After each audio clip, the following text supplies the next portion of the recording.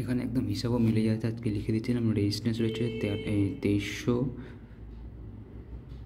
Sorry resistance রয়েছে 23,150, 100তে support রয়েছে 800, 2200, 800 বা 2300তে। ওকে, ওয়াই যে হচ্ছে 23,000 থেকে একটা লো রয়েছে, এখান থেকে নিচে আসতে পারে 800 পর্যন্ত, তারপর নিচে আসতে পারে।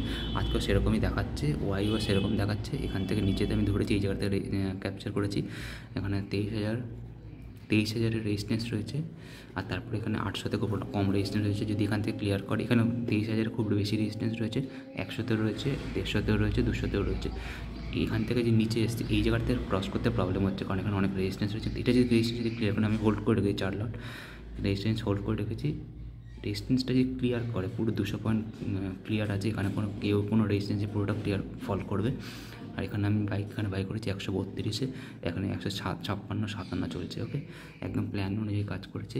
এখানে সাপোর্ট রেজিস্ট্যান্স হচ্ছে, সাপোর্ট রয়েছে 23,150, 23,100তে। ওকে, আর সাপোর্ট ওটা রেজিস্ট্যান্স রয়েছে ওপরে, সাপোর্ট রয়েছে 23,100, 23,000 থেকে 23,800 পর্যন্ত। ওকে, এখন ওপরে চলে যাচ্ছে, এখানে খুব সম্ভবত বের করে নেওয়া উচিত এখানে। ওকে, বের করে নিচ্ছি।